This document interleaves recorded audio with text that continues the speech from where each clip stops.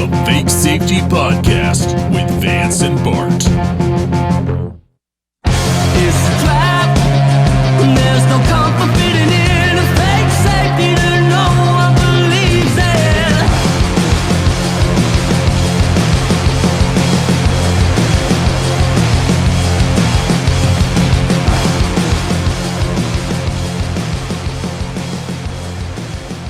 Well, good afternoon. Good day, good evening, good morning, Yeah, whenever you're listening. good week, good weekend. We just kind of do our show whenever we feel like it. I'm thinking about doing it yesterday. 'Tis the season, though. Everyone will say I'm saying that a bit early, but it is Christmas tip season. Yeah, I'm sure when you're listening to this show, you'll actually get a holiday themed commercial beforehand because I've already been hearing them. I'm not psychic. What holiday themed commercials have you been hearing? They don't say Christmas typically anymore. It's like happy holidays, but it's, Christmas bells and your typical sounds of Christmas. Nothing about Thanksgiving. No gobbles or what other sounds of Thanksgiving there are. I think those are just harder to maintain in an orchestra pit. So jingle bells, really easy for a percussionist. Turkeys, not so much. Yeah. Do you think those type of bells were associated with some other thing before Christmas co-opted that sound? No. Nope. Santa Claus invented jingle bells. But yes, it is time for Christmas tips. It's the season to be glad and the season to pay it forward with Christmas tips. I don't know. Do you and your wife do Christmas tips? Because my Yeah, family she's got do. like this nice outfit that's cut real low. Short skirt. I call them Christmas tits. Oh no, no, um, no, like Christmas tips. Tips. Damn it. Both are great. Wonderful. Um, We'll do tits next week. yeah. So when I say Christmas tips, I'm thinking folks in hospitality, Uh-huh. restaurants, hotels, Yeah. baristas. And nowadays with the Uber and all the eats and the grocery deliveries that are going on today, it's a big industry. There's tips are very important there.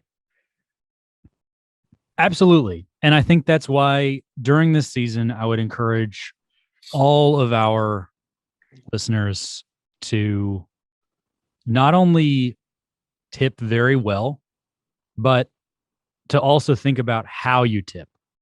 Because I think there are a few things that you learn and pick up if you've ever worked in the service industry. So just as an example, if you work in a restaurant and you receive a credit card tip at the end of the night, when you reconcile, you have no real control over how that tip is reported because it's already in the system. Whereas if you receive cash tips, you will report those. It's a bit of an honor system. So by leaving a credit card tip, you essentially are giving your server no choice but to report 100% of those tips.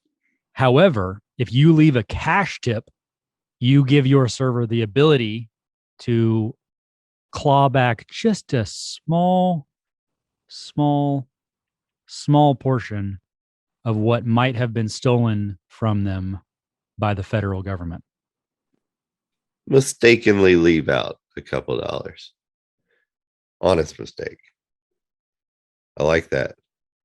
So I remember when Zencash was a thing before the Ethereum bought them or whatever. It was I was doing that with Zencash. Like I would ask the servers or the person I was going to tip if they would rather me give them cash or this cryptocurrency, but I'll give them, let's say I was going to give them $15. I'll give you $20 worth of Zencash. And it was just to try to open people's eyes to the idea of not using the federal notes as opposed to the currency that's not controlled by the government. So I get what you're saying through the being able to not report some tax money, the idea of getting people's eyes open to using crypto in everyday atmosphere. These are all ways that you can do it through giving as opposed to telling somebody what to do or trying to educate somebody on something they're not really interested at the moment in because nobody's really opened their eyes to it. But by giving somebody something, I see how you could open their eyes to that idea.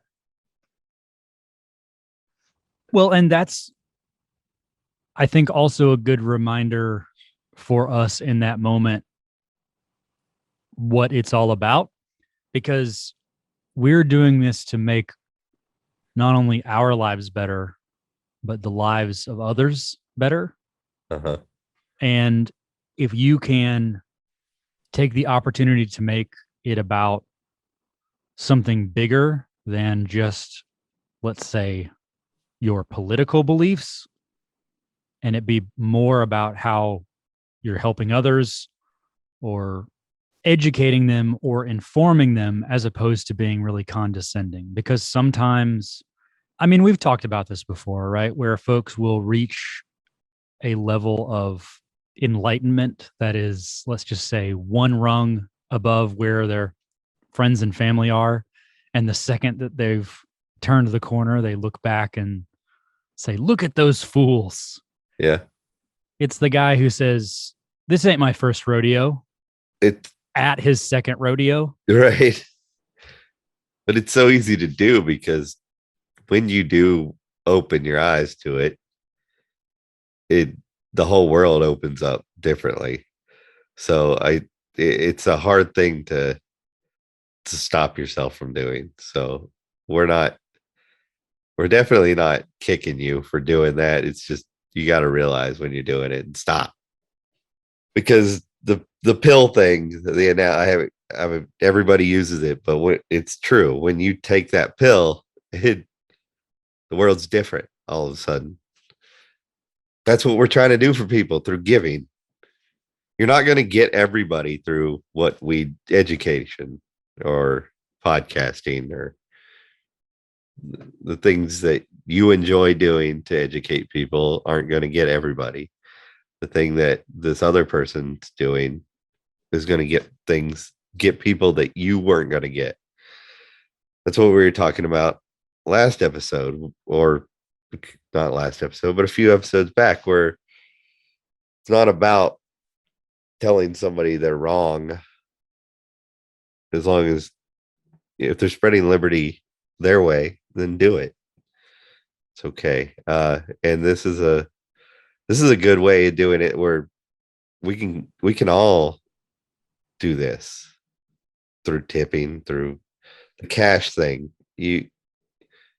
It's funny how people will say, I think you should pay I think people should pay their fair share in taxes, right?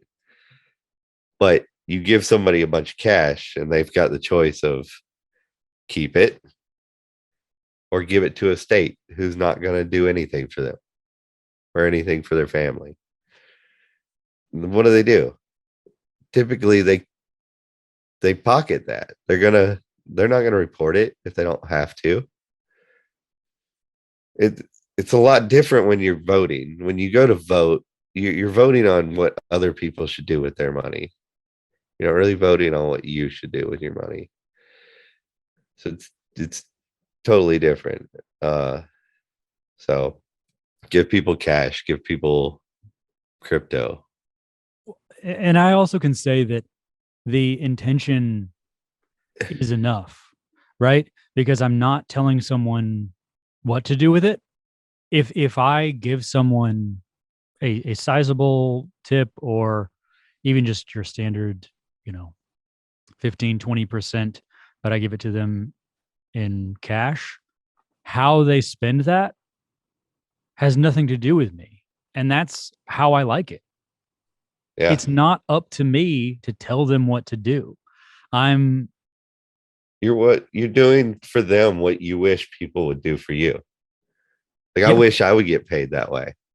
Yeah. And I know why the company doesn't do it, because it's too big of a sum. They would get caught. But in this circumstance, we can do it through, the fact that it is so small in the grand scheme of things. They're not watching that, and it will help people, real people. And like you said, if you give them the same tip and on a card, you are controlling what they do with that money. You're guaranteeing where it goes first. The state gets their cut. As much as I hate carrying cash, I do try to tip in cash. I keep enough around to do so, but I will do probably a little harder, more diligently during the holidays. People are spending a lot more money right now because the market's been flooded with cash. Now that money isn't going nearly as far. So the fact that they're spending more money doesn't really mean that more goods are trading places for that money. If you listen to that last tweet by Harris, isn't that the vice president's name? Harris? Yeah. Yeah. The economy has she said in their first year they've created more jobs than any other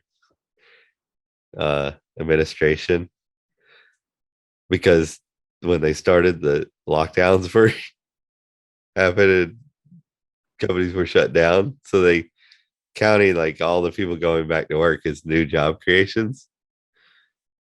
That's how she spun that.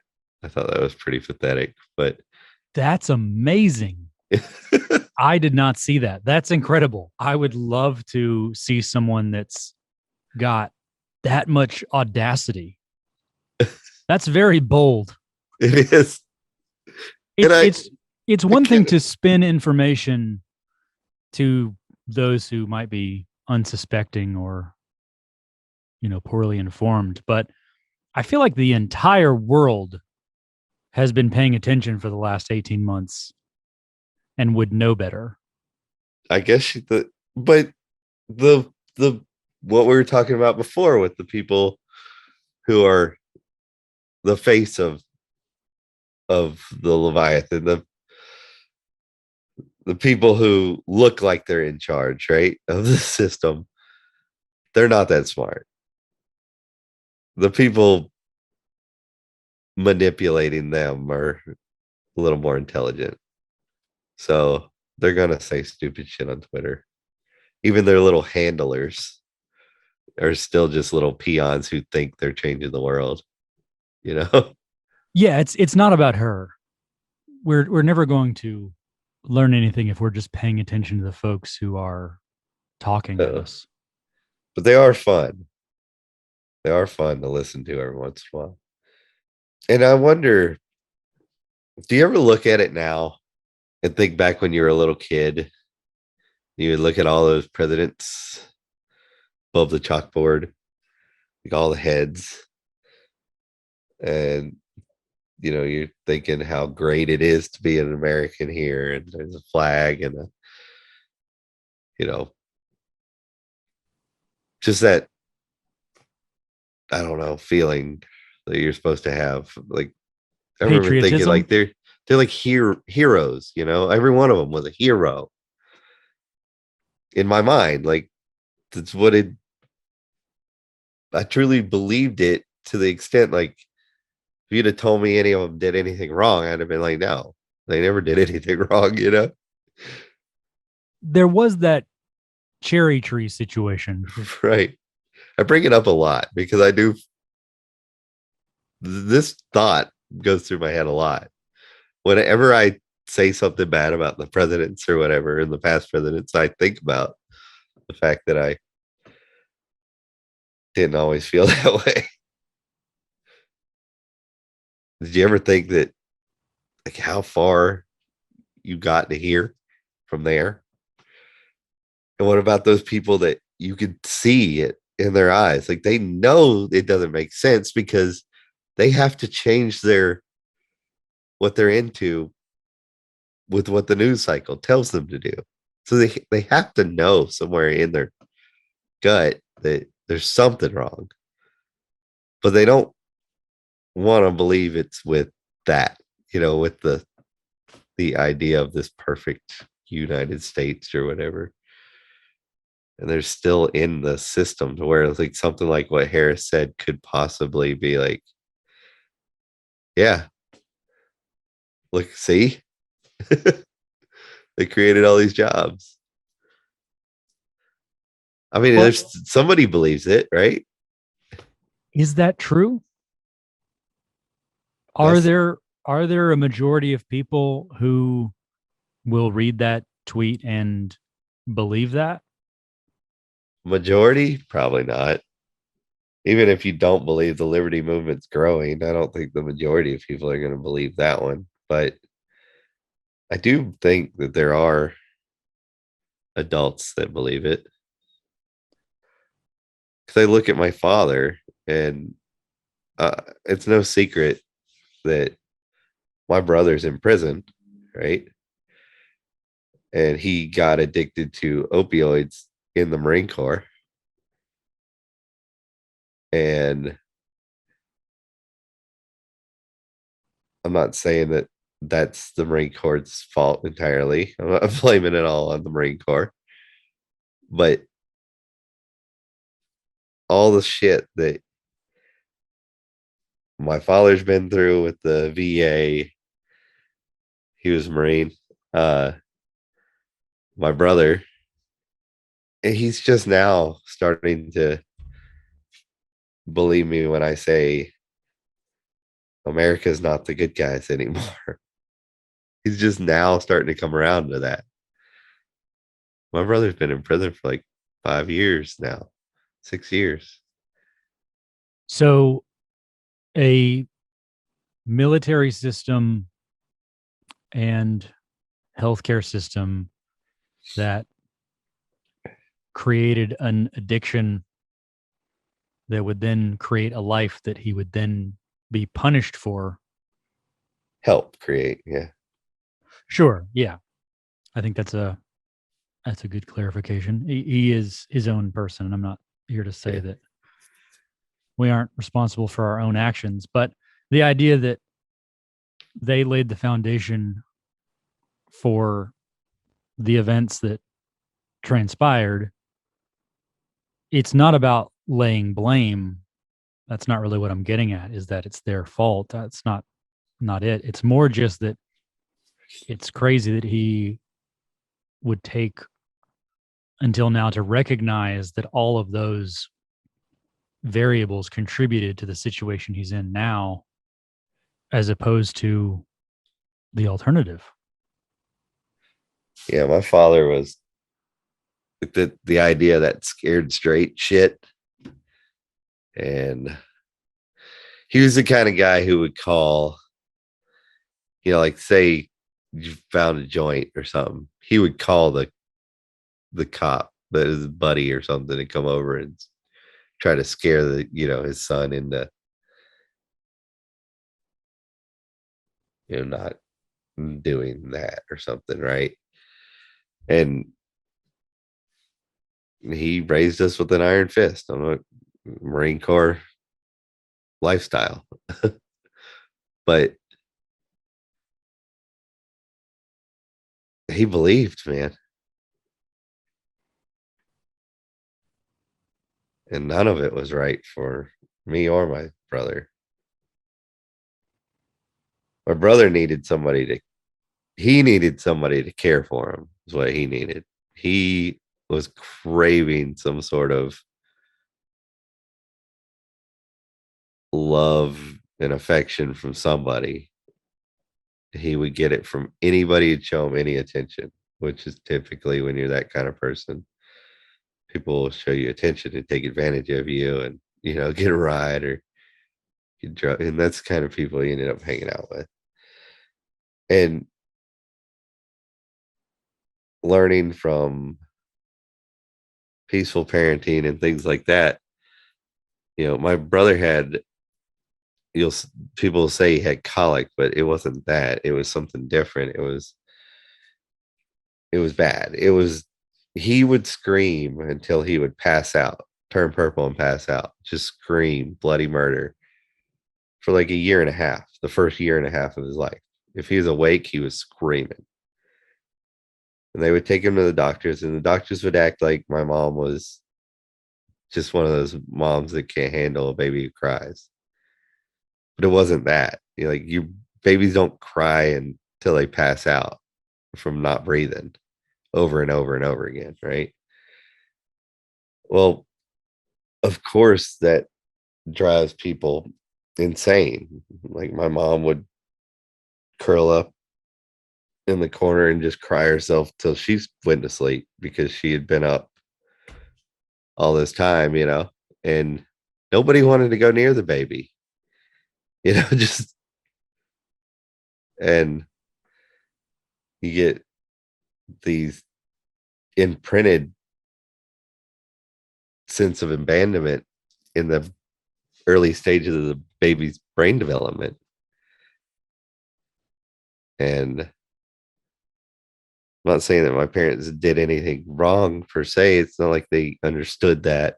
They weren't doing anything on purpose to hurt my brother. It's just that people didn't know these things back then, right? And I'm not saying for sure that's why he was that way, but he was always craving some sort of just approval. And he's not a very smart guy. Hard worker. When he was sober, he was a hard worker, but he wasn't very smart. And but loyal. He was very loyal, which is part of that craving and approval thing. You can be loyal to the wrong people, right?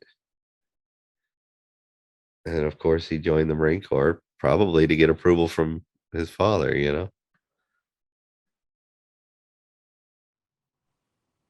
Do you feel like he got it? He did when he graduated from boot camp. When my father was just so proud. Yeah, he was proud for the first time, but it went away pretty quick when he married this little scuzzy whore, and who showed him some attention, and then they spent all their money and then needed money every month and whatnot, right? And it's the same shit. He didn't get anything from the military he needed. My dad thought he'd grow up because he went into the Marine Corps. My dad thinks that the Marine Corps is why he grew up, but obviously he grew up because he grew up in spite of the military, because I tried to explain that to my father. What about being told everything you need to do step by step and just doing it blindly is part of growing up, Dad? And until now, I don't think that ever sunk in with him. Nothing about growing up is being able to make your own right decisions. Well, but that's the interesting piece about the scared straight mentality, right? Is if your dad is trying to do a scared straight tactic on you and your brother as children, that's all happening in a vacuum. right? Because you get scared and then you realize, oh, this is just his buddy that's a cop, and I suppose I can get away with this now. Like it's all happening in a vacuum. Whereas it sounds like the experience he had that scared him straight by way of the military Hmm. was legitimate because he didn't have maybe anywhere else to get scared straight. And Yeah.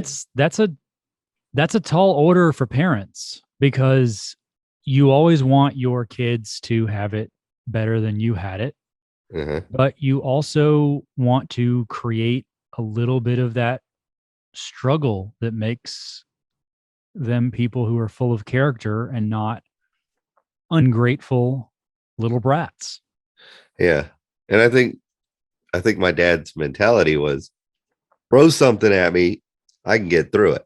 And he just was proving that to himself, building his confidence by going to the military thing, boot camp and whatnot. That was a whole different thing for my brother. I still don't think that the Marine Corps made my father. I think any struggle that he would have put himself through and then came out on top, he would have built his confidence. Well, it was a legitimate struggle. It wasn't manufactured, right?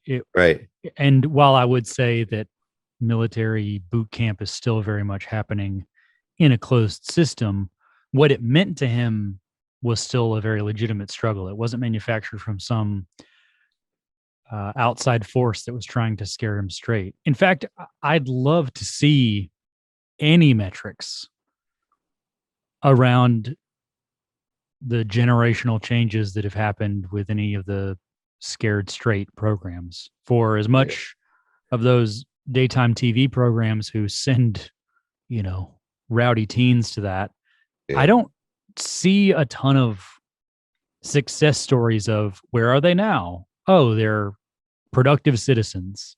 Yeah. I don't know what my brother needed. They say hindsight's 2020, but it's really not in this circumstance. There's so many variables, right? And my parents were going through that with no help. There wasn't doctors that were like, they didn't want to send him to some psychiatrist or like, it wasn't the same back then, back in the 80s, right? Where parents could get that kind of help.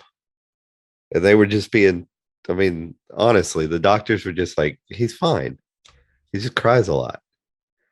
That's not, it's not what was going on. And I was a little kid and I could tell you that, you know, it was awful.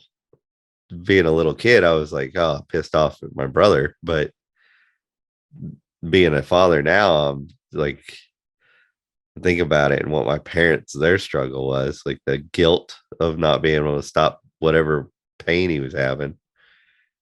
And just the constant of it, knowing something's wrong and nobody will help you. And I would say that's still the case today. I have a friend who recently had a child, and for the first year of her life, she had something similar, and she went to doctor after doctor, referral after referral, until they eventually found out what was wrong and corrected it. And now she has her child back. And if it hadn't come to that, who knows how long it would have gone on Yeah. and ended up with a very similar ending. I think the idea that our medical knowledge and medical community are this exhaustive and complete understanding of the human body is just ridiculous. And this is not even really a commentary on COVID or the last couple of years. It's so much bigger than that. Just the idea that we have so many things that are not yet explained, yet we rely on these folks as if they are the end all be all. They're the best that we've Right. got, but we still have to take into account other factors. And because we're not their customers anymore, it's our insurance companies and whatnot. There's not that time. Their time is taken up filling out paperwork to get paid by insurance companies. They're not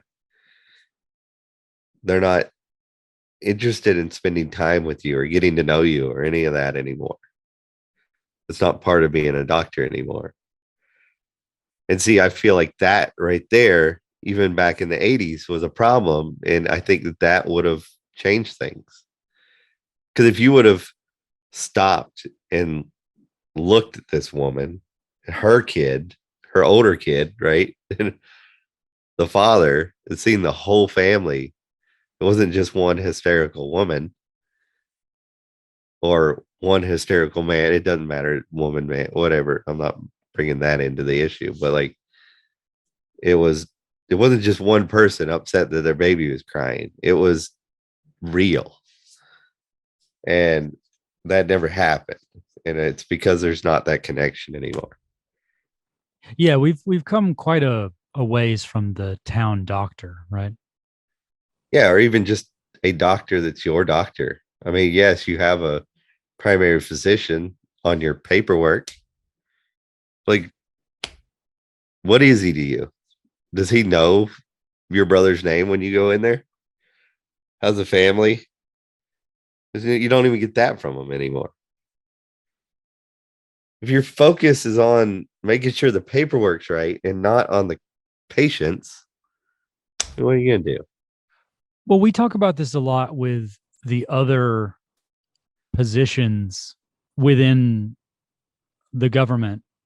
Everyone says, "Oh, do you hate so and so? He's your friend and he's a teacher, or he's a cop, or whatever." It's the position itself that creates the wrong incentive structures. It's not the person in the position.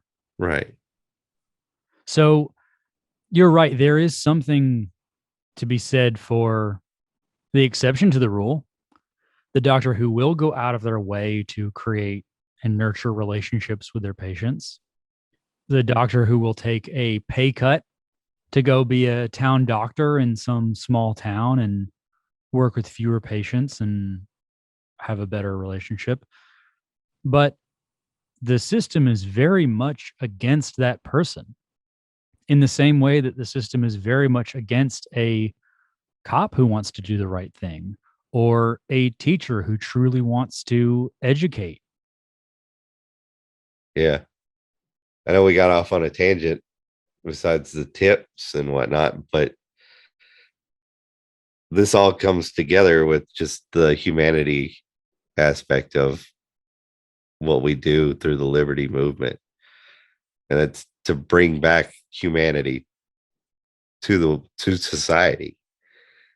The socialism and this fascism and this corporatism, the one thing it does is it takes the humanity out of it.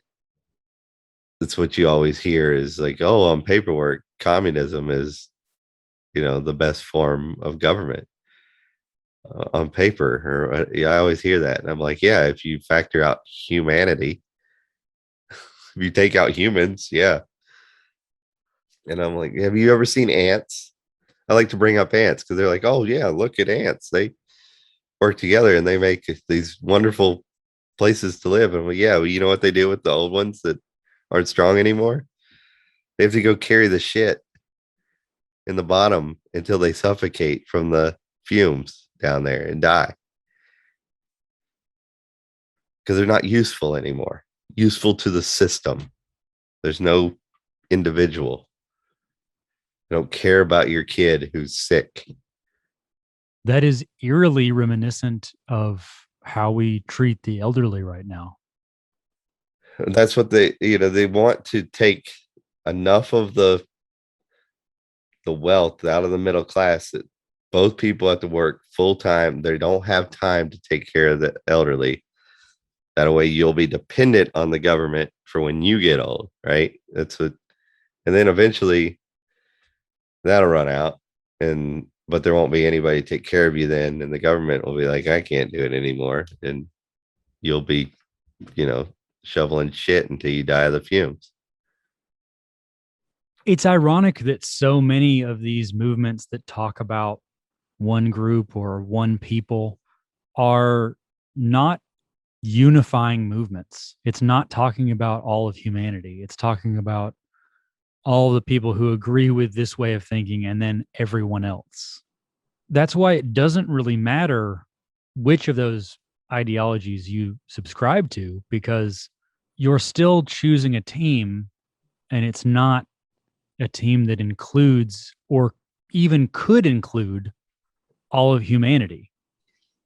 Yeah, if you leave the government in it, if you take away, if you leave any power structure above the individual, then to control their life, then yes, you're right. But as soon as you take that away, it doesn't matter the ideology. People sort it out.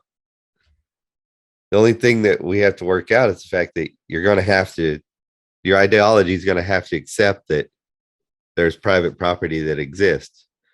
Whether somebody owns a big piece of land and you guys in that piece of land don't do it, that's fine. But private property will have to exist in a free place. So you're right. It doesn't matter what you subscribe to, your ideology, as long as if it involves forceful coercion through threat of violence, it all ends with roads being paved in human bones. Those people were ground up in Russia and used as gravel because that's what they were useful to the state, as gravel, not as dead bodies, not as bones. It's somebody's child, somebody's mother. And you try to tell me that you're for humanity. You just want people to be okay. It doesn't sound okay to me. We got off on another tangent, but that's kind of what we do here. It's a trap. There's no